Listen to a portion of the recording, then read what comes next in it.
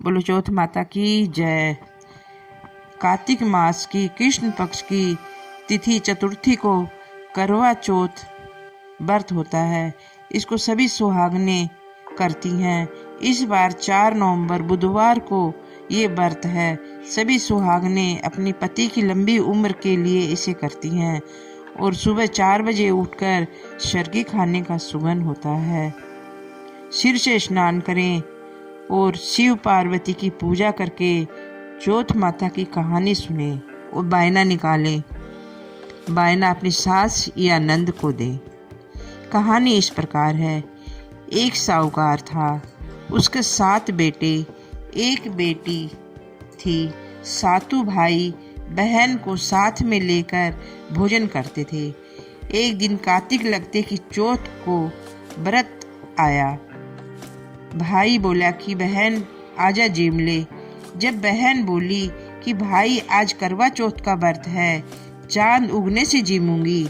जब भाई लोग सोचे कि बहन भूखी रहेगी, एक भाई तो दिया ले आया, दूसरा भाई छलनी ले आया और ओट में होकर दिया चास कर छलनी रख दी और आकर कहने लगा, बहन चांद निकल आया, देख लो, अर्घ दे दो।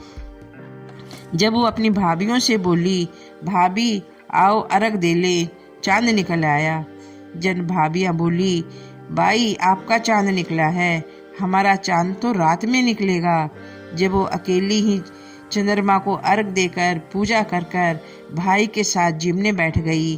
पहले गाछ में बाल आया, दूसरे गाछ में बाई का संदेशा आया, तीसरे गाछ में बाई को लेन आ गए और कहने लगे, बाई का पति बहुत बीमार है, जल्दी भेज दो। माँ ने बक्सा खोला और उसे नए कपड़े पहनाकर भेज दिया। सोने का टका पल्ले बांध दिया और बोला, रास्ते में कोई भी सुहाग की आशीष दे, उसको देकर पल्ले गांठ लगा लेना। रास्ते में जितनी भी मिली सबके उसने पैर छुए, पर किसी ने उसको सुहाग की आशीष नहीं दी। ससुराल में पहुंचते ही दरवाजे पर छोटी सी नंद खड़ी थी।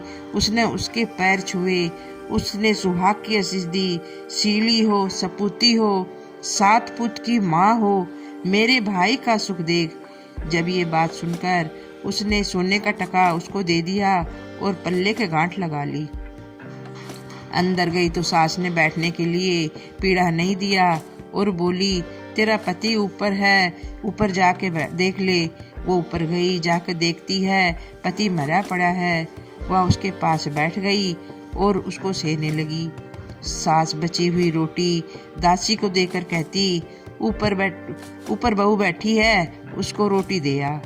ऐसे होते होते मंगसिर की चौथ आ गई और चौथ माता बोली, करवा ले भाइयों की प्यारी करवा ले, दिन में चांद उगानी करवा ले, घनी बुखारी करवा ले। चौथ माता को देखकर बहू बोली, हे माता, मेरे से भूल हुई, आप सुधारोगी, मुझे सुहाग देना पड़ेगा।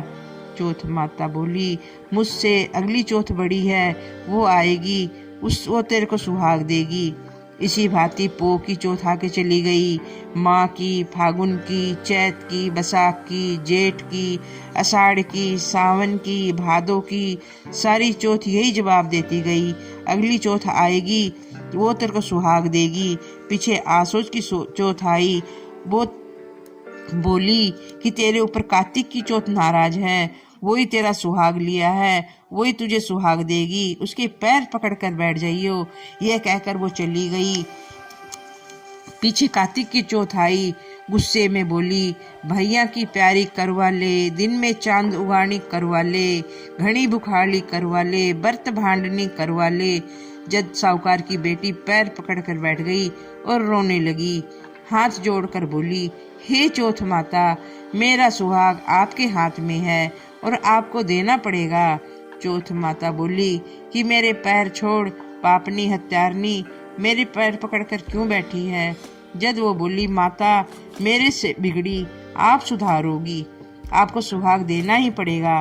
चौथ माता खुश हो गई, आंख में से काजल निकाला, नुआ में से मेहंदी निकाली, टीके में से रोली निकाली और चिटकी उंगली का छिटका दिया। उसका पति उठकर बैठ गया और बोला कि बहुत सोया। वो बोली, क्या सोया, 12 महीने हो गए मुझे तो आपके पास बैठे बैठे। चौथ माता ने मुझे सुहाग दिया है। जब दोनों जने अपना खूब रसोई बनाई, चूरमा बनाया, अपना खा के चौपड़ पासा खेलने लग गए। सास ने नीचे से बची हुई रोटियां दासी के हाथ भेजी। दासी ने आकर कहा कि दोनों लोग लुगाई चौपड़ पासा खेल रहे हैं, खूब खुश हैं।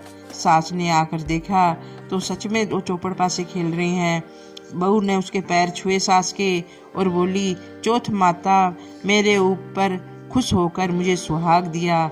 जब दोनों लोग लुगाई ने सारी नगरी में हेला फिरा दिया। सब कोई बेटे की माँ, पुरुष की स्त्री, सब कोई चौथ का व्रत करियो। 13 चौथ करियो, नहीं तो 4 चौथ सब कोई करियो। 2 चौथ का व्रत सब कोई करियो। दीदा गोडा की, धिरानी की, पुरुष की स्त्री, हे चौथ माता, जैसी साहूकार की बेटी को सुहाग दिया ऐसा सबको दियो। कहते सुनते हुकारा भरते अपने सारे परिवार को दियो। इसके बाद गणेश जी की कहानी सुननी चाहिए।